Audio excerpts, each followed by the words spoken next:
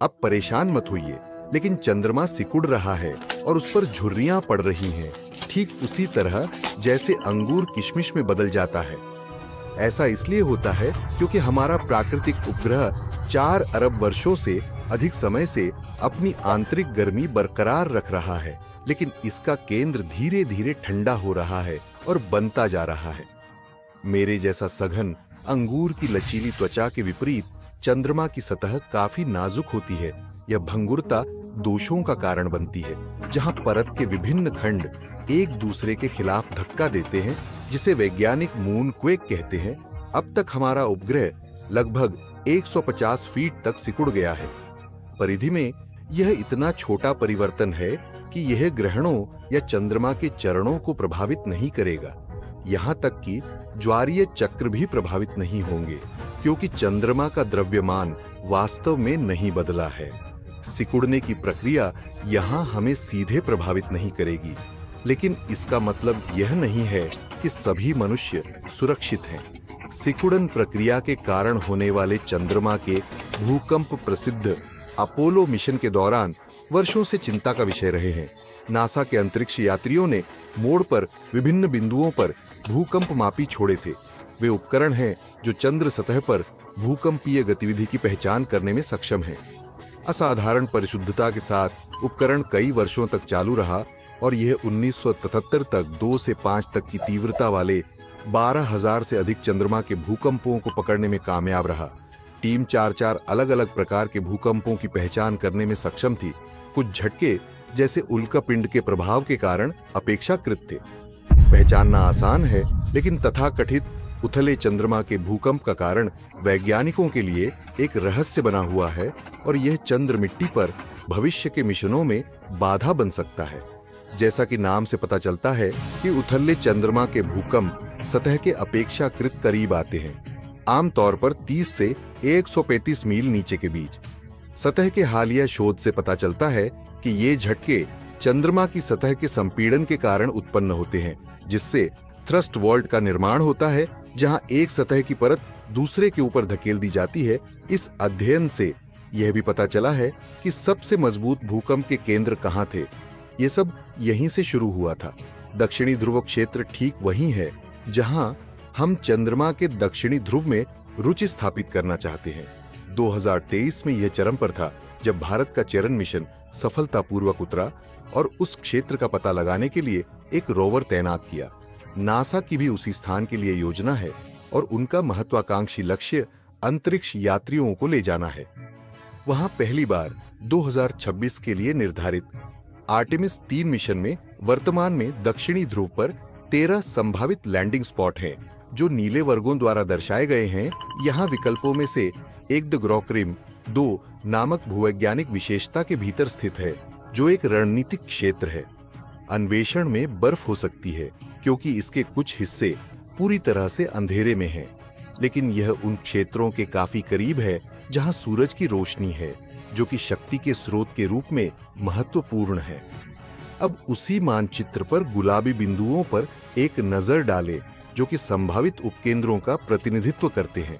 Apollo mission द्वारा record किए गए सबसे मजबूत चंद्रमा भूकंप का मतलब है कि क्षेत्र में थ्रस्ट दोष अपेक्षाकृत युवा और संभावित रूप से सक्रिय हो सकते हैं, जो आर्टेमिस 3 चालक दल के लिए एक वास्तविक खतरे का प्रतिनिधित्व करते हैं।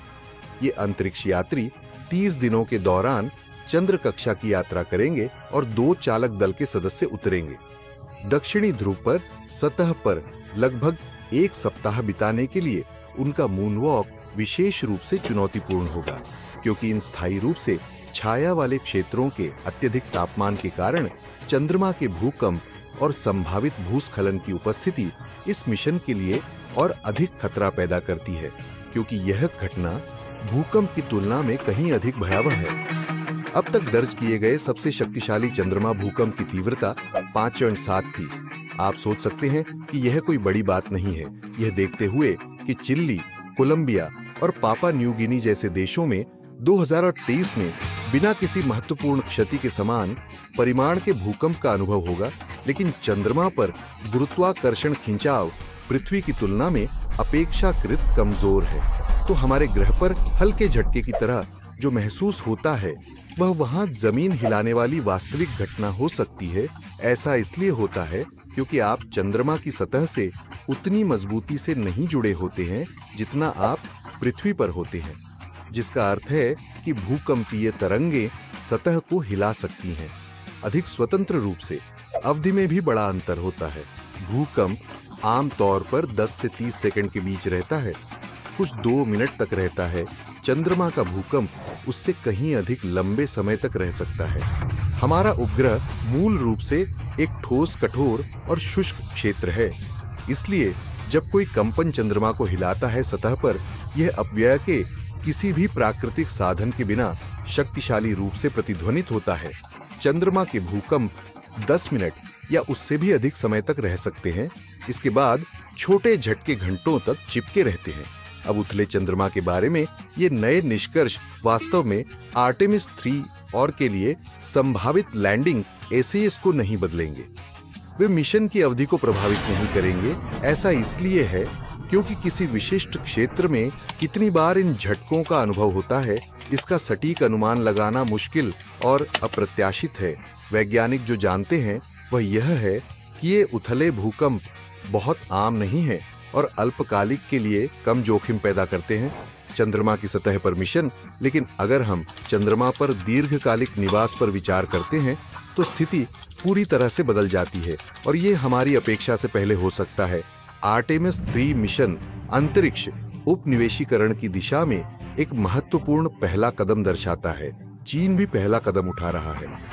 2040 तक दक्षिणी ध्रुव पर एक स्थायी चंद्र आधार स्थापित करने की उनकी रणनीति में चंद्र आधार के निर्माण के लिए चंद्र मिट्टी से 3D प्रिंटिंग और ईंट उत्पादन का उपयोग करना शामिल है, जो निश्चित रूप से आकर्षक लगता है। लेकिन इस तरह का एक सेटअप एक साथ रखना कई चुनौतियों का सामना करना पड़ता है। तीव्र ब्रह्मांडीय विकिरण, पानी की कमी और निश्चित रूप से लंबे समय तक चलने वाले चंद्रमा के भूकंप। अरबों वर्षों में चंद्रमा की सतह पर क्षुद्र ग्रहों और धूमकेतुओं द्वारा हमला किया गया है, जिससे टुकड़े और टुकड़े लगातार प्रभाव से टूट रहे हैं। इस वजह से सतह की सभी सामग्री मेटल सुंदर है, शिथिल रूप से पैक किया गया ताकि जब एक ही क्षेत्र में क्वेक ढलान हो तो भूस्खलन या नए झूठे उद्घाटन के लिए अति संवेदनशील हो सकते हैं। इन अस्थिर ढलानों के बहुत करीब स्थित भविष्य की बस्तियां इन चंद्र आधारों के अंदर रहने वाले सभी लोगों को खतरे में डाल सकती है। चंद्रमा की धूल जटिलता की एक और परत जोड़ती है, क्योंकि कटाव के बिना या इसे चिकना करने के लिए पानी से यह इतना कठोर हो सकता है कि यह कांच की तरह कठोर हो सकता है। यदि हम वास्तव में यह समझना चाहते हैं कि भविष्य में चंद्रमा पर रहने वाले और काम करने वाले लोगों के लिए चंद्रमा के भूकंप कितने खतरनाक हो सकते हैं, तो अंतरिक्ष एजेंसियों को अभी भी मानचित्र बनाने और नए प्राप्त करने की आवश्यकता है।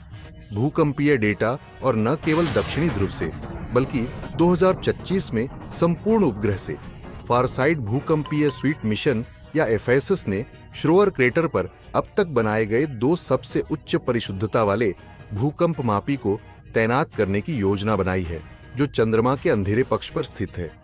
जटिल चंद्र संरचना और इसकी आंतरिक गतिशीलता को समझने के लिए यह जानना महत्वपूर्ण है कि वहां जमीन पर क्या हो रहा है। मेरा मतलब है कि वैज्ञानिक अभी भी यह पता लगाने की कोशिश कर रहे हैं कि क्या चंद्रमा के सुदूर हिस्से पर दर्ज की गई भूकंपीय गतिविधि की कमी वर्तमान उपकरणों के सक्षम नहीं होने के कारण है। इसका पता लगाने या यदि यह मेंटल में पिघली हुई सामग्री के किसी प्रकार के हस्तक्षेप के कारण है, तो एक बार जब उनके पास यह उत्तर होगा तो उथले चंद्रमा के झटकों की घटना को पूरी तरह से समझना और हमारे प्राकृतिक उपग्रह पर भविष्य के पड़ोस के लिए उनके प्रभावों का आकलन करना आसान हो जाएगा। सुना है कि पृथ्वी भी सिकुड़ रही है, लेकिन यह एक अलग प्रक्रिया है। मूल रूप से चंद्रमा छोटा हो रहा है। इसका मुख्य कारण यह है कि इसका कोर स्वाभाविक रूप से ठंडा हो रहा है। पृथ्वी का कोर भी ठंडा हो रहा है, लेकिन हमारे ग्रह को चंद्रमा के विपरीत टेक्टोनिक प्लेटों के साथ इसकी परत मिली है, जिसमें केवल एक प्लेट है। पृथ्वी के कोर से ऊर्जा उन प्लेटों को इधर उधर स्थानांतरित कर देती है या ज्वालामुखी विस्फोटों के माध्यम से आती है। पृथ्वी वास्तव में वायुमंडलीय हानि के कारण कुल मिलाकर अपना द्रव्यमान खो रही है, हमारा ग्रह प्रतिवर्ष लगभग 100 मिलियन पीबीएस द्रव्यमान खो देता है, जो ज्यादातर रिसाव वाले वातावरण से होता है।